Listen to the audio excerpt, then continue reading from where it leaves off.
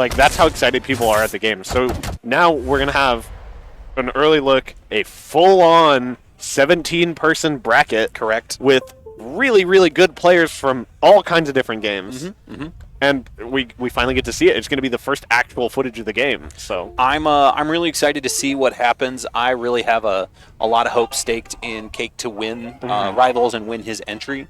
I have been playing Fleet this weekend. This is my first time getting a chance to touch the game. It feels really, really good. It's so cool. But I really have enjoyed playing her so far, so I'm hoping that either between Rivals or Nasby, he gets an entry in one of those. Yeah. Because he's also playing Fleet, which makes me feel good about my choices.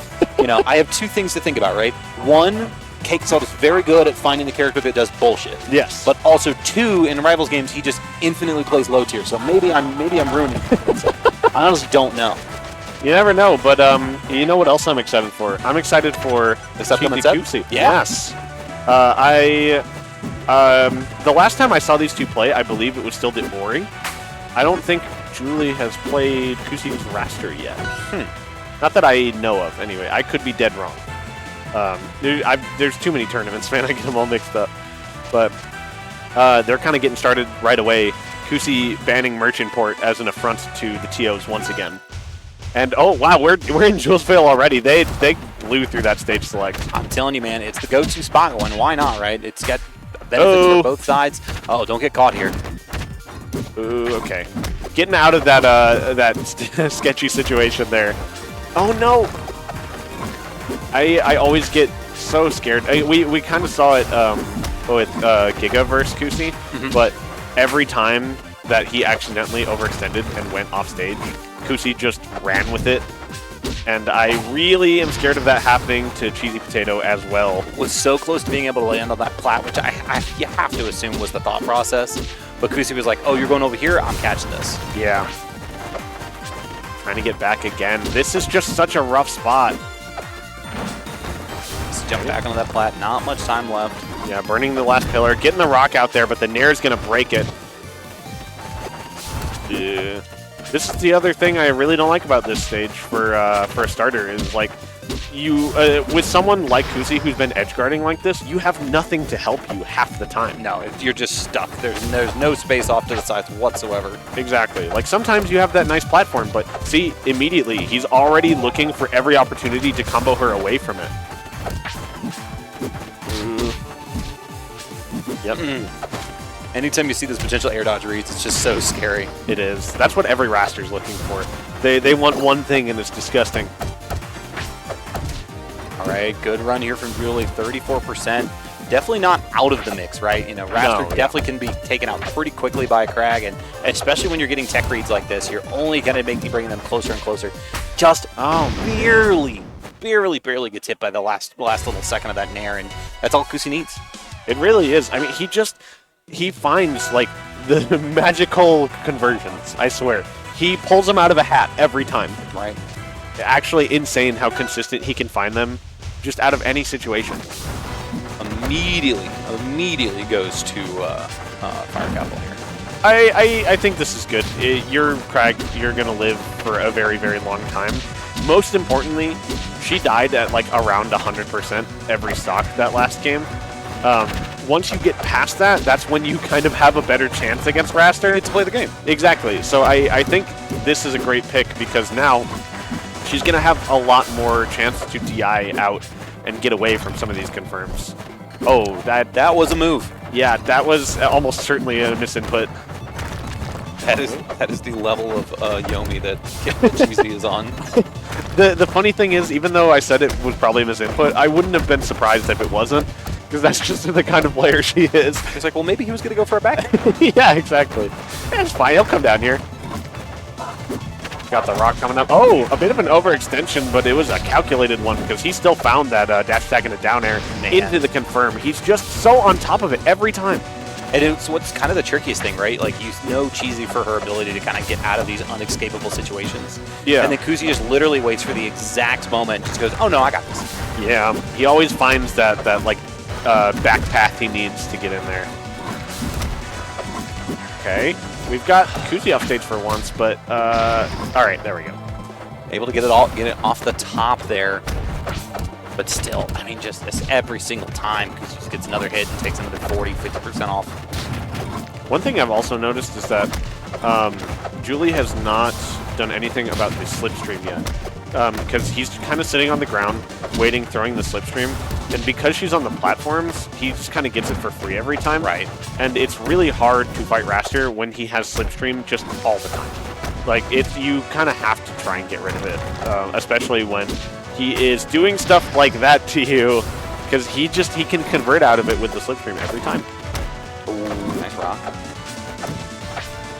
Yeah, this is a bit rough right now.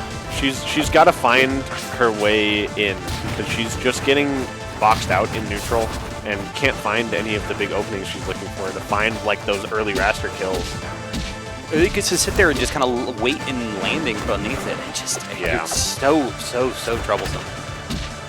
Oh man, not quite gonna kill, but it was pixels away from it. You see, he's returning to stage once again, and he's covering the rock throw so well. Every mix-up she's tried has been thwarted by Kusi. Interesting decision there from Cheesy. Gets back on stage, resets resources, and said, all right, I'm going back to my pillar. I'll see you in a bit. I honestly get it, because you are at 136. If Raster catches you with up air, you're dead. Get up clap. So, like, she was very, very scared of the landing. And you can kind of see that, because she immediately went back to the ground as soon as she had the chance.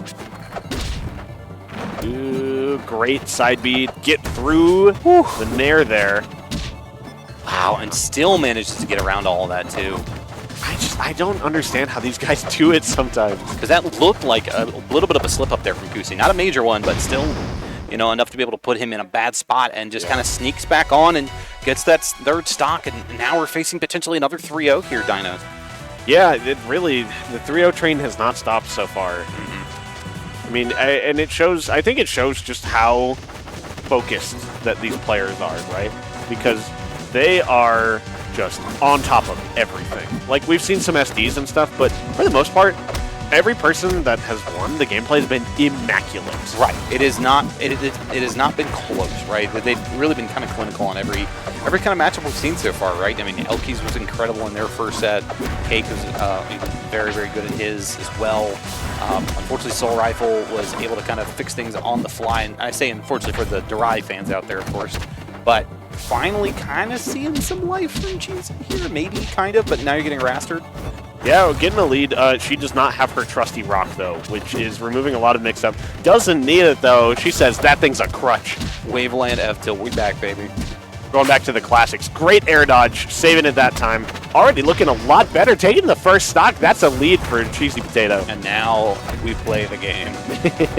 Now she's going to sit on this pillar. I get it, because she's really, really scared of having to face the Raster on the ground with the slipstream. This is a position Craig actually really likes. He's very strong there. But when he's catching it every time, I have to wonder what she's going to do differently to get around it. Because see, like, even the Waveland F-tilt that she did to get on before already has a solution for it. Already covered it that time. Oh, what a read. Says, I got you. I got you. He's got it. Like, the lead that she had just disappeared because she went off stage, tried the one mix-up that she found again, and he already covered it. He already figured out what he was going to do next time she tried it. Ooh, goes for the rock grab there. I would only assume that it was probably better off down airing it, but we'll see how this moves. Nice positioning here. Ooh. Okay. Now she's going to the top platforms a little bit, which is interesting. I'll be honest, just watching this, it just feels like she can't really get comfortable, right? It's just with the pressure from both Kusi the player and, of course, the toolkit that comes with Raster. Just seems like, you know, finding that footing, finding that really just kind of comfort zone, saying, I'm going to control this space outside of the top plat and outside of off on that pillar. We really haven't seen it, but here we go again. I think she's recognized, like, okay, I just need to settle for like these tiny little like neutral wins and these little beats, right? Yeah, getting like 10 to 20% every time, because every time she goes for more, she overextends a little bit and gets punished all the way to death for it, right?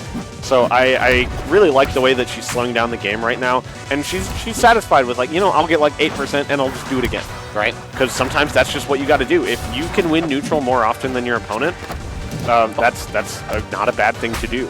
Yeah, great catch. Hits another 6%. Kusi takes the stock. But 30%, definitely a little bit of a lead, and just sitting there thinking, being patient. Yeah. Oh, being patient might have paid off. Getting Kusi off stage, but not finding any big conversion from it. But she's got a lead once again, getting a lot of damage in. We're at that kill percent for Raster, even here. Yeah, but the resetting on that top flat, they're so scary. Yeah, it is pretty terrifying every time Raster gets his jumps back on a platform. It's around that nair, which could have been death. Ooh, I really like that she's not throwing out these risky down Bs because she knows that he's just ready to parry it every single time. So she just keeps doing it on the platform while he's on the ground. See, covered it again. Went for the F tilt. Covered it. Oh! A mistake by Kusi. The answer. I was like, what do you do here? What is the solution? And Kusi just ever so slightly, ever so slightly, because that would have been stopped. It would have been, yeah. That would have been game set stop match, and instead, back to Julesville we go. We live another game here, yeah, but DSR, yeah, says I've went through this one. Yeah, we're not doing that again. Oh, and here's what I was talking about earlier, right? Yeah, he keeps skipping, right? He's got to let her ban. Like, you can't just do that. Okay, yeah, this makes sense. Cake brought this to my. Cake was the one that brought it to my attention earlier, so I'm curious to see, like, if there is any kind of effects in game through the out-of-game things we've seen so far. I don't imagine there to be with how Kusi's played so far, but just kind of something to keep an eye on, right? Yeah, it's really interesting. I think that he's trying so hard to like speed through the match, and then he's still playing so patiently. Like, right. I don't know. It's strange for sure. But we are off stage. Pillar is only barely against the wall. Got to be really careful with where you put that thing. As soon as she puts a pillar down, not next to the wall, you know Kusi's going to be right down there. Great air dodge. She was saving it again.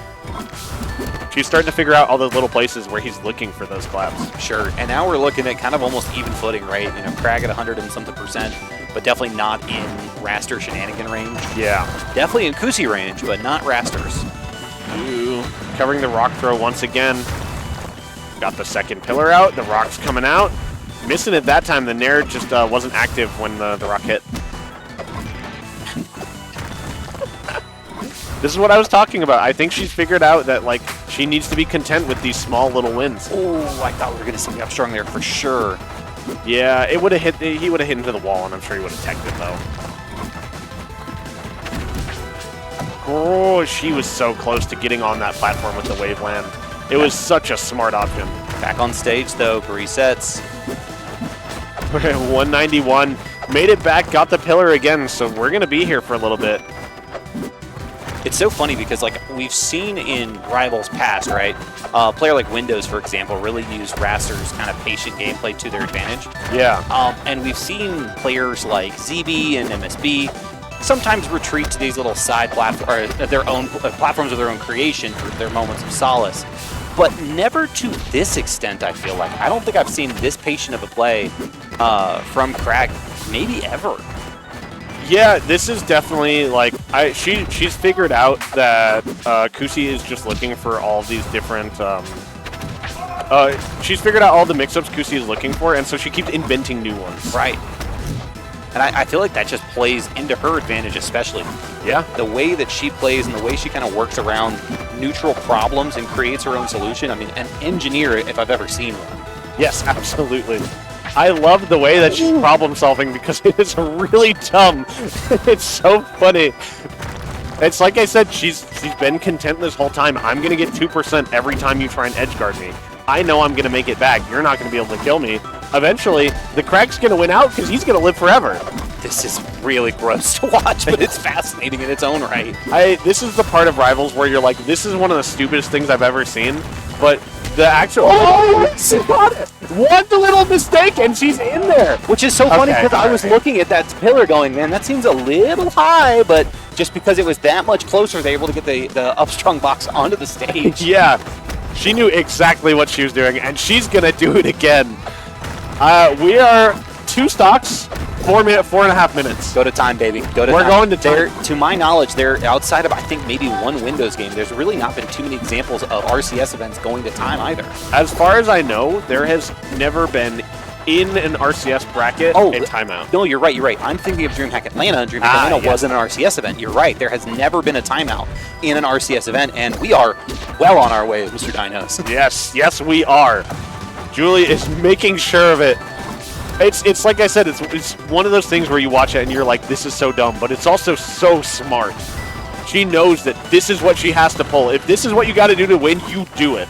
This is remind me, do we 7 or 8 minutes? It's 8 minutes. Yeah, so we're literally over halfway through, and we're, by the first stock was any measure, halfway through the second stock. Yeah. Tried to get a waveland on there, doesn't get it. Oh! It's working. She's baiting him into making these tiny little mistakes, and she's getting her due.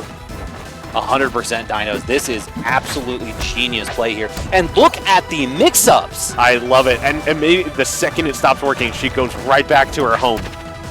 And now you're having Kusi go off stage, which I don't think there's a worse thing he could be doing. I know he's losing right now. I know he's down. Don't go out there. Yeah, you have to. Well, that's the thing now that he's behind because he made that mistake of like committing and going out there. Now he has to go deal with it. And she's saving her air dodge so well now too. She has definitely learned a lot the last few games. Finally finding that kill, but you know that we're going right back. We're going to do it again. Look at it. We're going to spend 10 seconds up there. She's stalling as long as she can. May not need to go to time now. Oh, man. Beautiful stuff from CheesyPotato. You'd love to see the adaptation. 7 Dinos. We are watching a genius at work. She is. I straight up think she has the highest IQ of anyone in this room right now. Look at it, and away we go. It's so dumb, but it's so smart. All right, but anytime you see that dash tech, it makes you get scared, though. Yeah. Dash tech in the slipstream.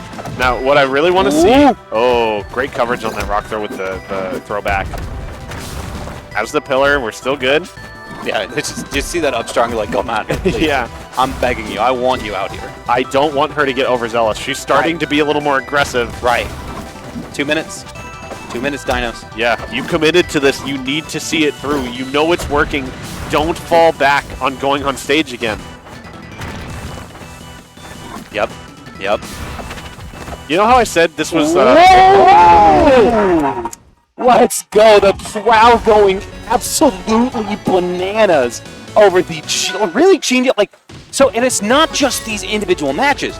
Now we have game 5. Where's the Ori? Right. Yeah. Like, what does Kusi do? How do you respond to this? And the answer is to switch back to the OG, but I don't know if that's the answer, right? Am I crazy? No, I think that switching to the Ori completely eliminates what we just saw. Right. Because Ori, you pull that against Ori, Ori's going to wait, team up F-Strong, it pulls you off the wall. You have no chance to tech and do that again. So I really, really like this pick from Kusi. I think that going to the Ori after figuring out, like, okay, I can't really deal with this as the Raster right now is very smart. Now, but my question to you is the Game 5 switch? Because the Game 5 switch sometimes kind of has that smell of desperation to it, right? You yes. know, the game plan that I have has not worked. I need to do something different. Mm-hmm. I just wonder, you know, is this maybe too much? I don't think Kusi is that type of person. No? No, I think that he picked the Ori because he recognized the Raster isn't working. I need to go back to the Ori, which traditionally also has a very, very strong win rate against CheesyPotato. Fair. I need to go back to the Ori, and I need to try different options because I couldn't figure it out as Raster, and I only have one more game.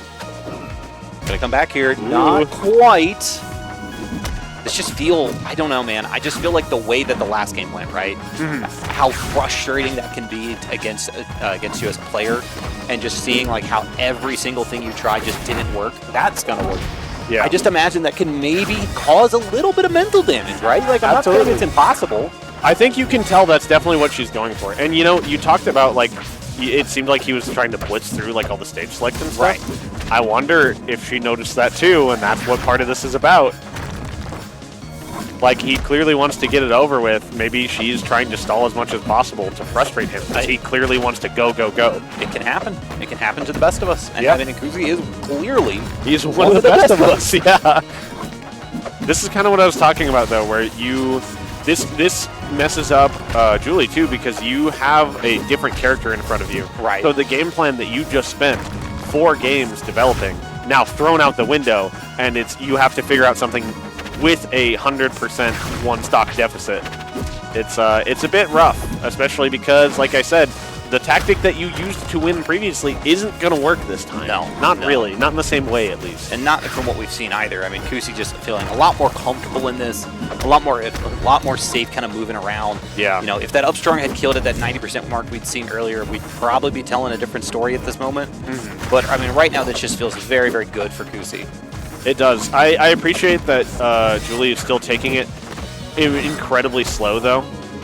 She's doing everything in her power to replicate what was happening, right? And I think it's still working to an extent, but she just clearly hasn't figured out all the ways he's going to answer yet. Oh, the ping pong off the backside! All right. Here we go. Okay, gonna get that immediately. Gets the second pillar out, though. Ooh. Can you... Yeah, can you 0 to dead kusi? And now you got to do it twice. Yeah, you got to do it twice. There's the stall again. We're already down to 5 minutes. Oh, man. Okay, didn't get any more off that punish. Ooh. Getting a huge tech chase, never mind. 57% is a long way in this matchup, too. 61 now. You start thinking about upstrong at, maybe 95, 100%. Yeah. Ooh. All right, we're on the pillar once again. Kusi not going out there to bully her. Just letting Sign do the busy work. I like the way he's answering to the strategy because he's covering as much as possible, finding the openings when she's coming back, and then pushing her as far out as possible so she has to use everything to get back to the pillar, and that's when you look for your chance to kill her. Oh, man! Didn't go for the upstrong. The upstrong would have done it, I think. No, you got the... I'd be worried about the shards, though, is the thing, right? That's fair. Or maybe the tech off the rock if you're not close enough to it. Yeah. That's a totally fair worry. Oh, that was so smart. The wait, the parry. Ooh, that was a bit of a panic option. Kusi getting some valuable data there. Okay. Still going. The fair breaking the rock. She's got to come back on the pillar. Gonna have to burn another one in a second here. Oh! Nice. Okay. Oh, great DI there from kusi off that up tilt. That could, like, in most situations, if not at, like, 113, I feel like that spells death there. Great fair. If that fair hit, would have been a much different story having Kusi off stage, but we're back to the quota. She's throwing everything at the wall, and I love it. She wants to win so badly. Oh, the neutral throw getting Kusi. She kind of flubbed getting back, but she has Rock on stage now. This is huge. I was going to say, here comes back air. Yep. Oh! Here comes the fair, though. With a little bit of aggression there. Just kusi wasn't ready for it. Managed to get around that rock throw. 176. Yeah. She's retreating to her home once again. 190. Have I ever seen Ori live this long? I don't think so. I don't think I ever have. 206. Oh, she went for the dash attack. Got punished with that fair. The fair 2 is notoriously pretty hard to deal with. Oh, no! Yeah, that's it. She tried so hard. She was a warrior until the very end. Yeah. And I appreciate that. That was just some of the smartest gameplay in the turnaround we were able to see. I can't say enough about that. Okay. Yeah, that was an incredible display of sheer determination to win that set from both these players. Yeah. Because Kusi still persevered through all of that.